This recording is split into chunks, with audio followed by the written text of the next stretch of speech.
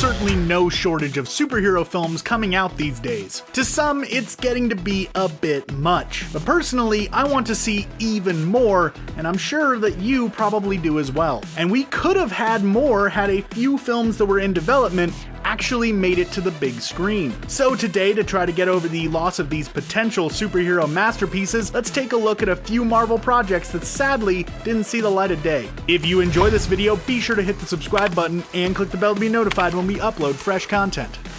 She-Hulk.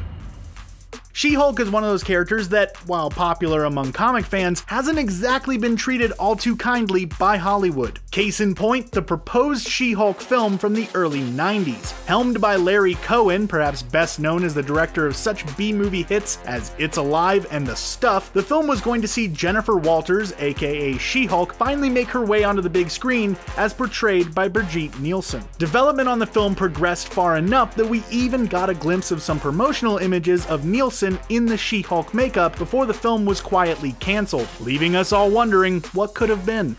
Silver Surfer.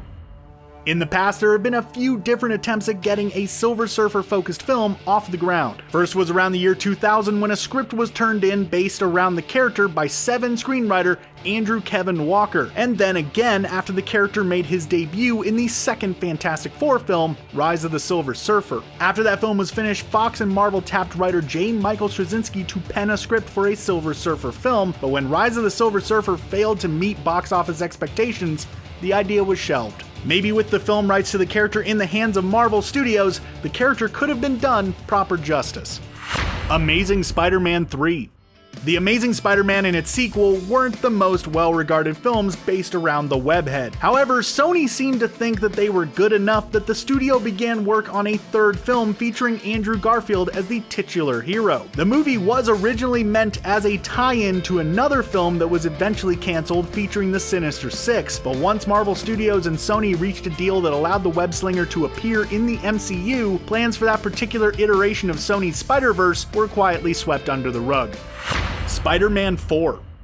And The Amazing Spider-Man 3 wasn't the first time Sony failed to get a sequel up off the ground. Despite being pretty disliked by the general public, Spider-Man 3 made enough money at the box office to warrant a fourth entry in the original Spider-Man cinematic franchise. However, once director Sam Raimi walked away from the project, Sony instead decided to completely reboot the series with the aforementioned Amazing Spider-Man films. And we all know how that ended. So the Raimi Spider-Man series ended on a low note with the much maligned Spider-Man 3, leaving movie fans wondering what could have been.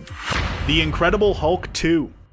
Sony wasn't the only studio that had trouble getting a sequel made. In fact, Marvel Studios themselves have had a little bit of trouble with the MCU's not-so-jolly green giant, the Hulk. The Incredible Hulk holds the distinction of being the only film from Phase 1 of the Marvel Cinematic Universe to not have gotten a sequel, though there was some talks of the second film shortly after the original was released, and even some teasing in that film. However, plans fell through due to a multitude of reasons, including the departure of Bruce Banner's original actor, Edward Norton, and the fact that Universal Studios still has some rights over any solo Hulk films, and odds are that Disney and Marvel probably aren't too keen on that fact. So instead, we get the Hulk as more of a background character than many of us may have hoped. But which of these Marvel projects are you the most disappointed never came to be? And what other canceled Marvel films should we have talked about? Let us know in the comments below. And while you're down there, don't forget to subscribe to Screen Rant for more videos like this one. Thanks for watching, and I hope to see you at the movies.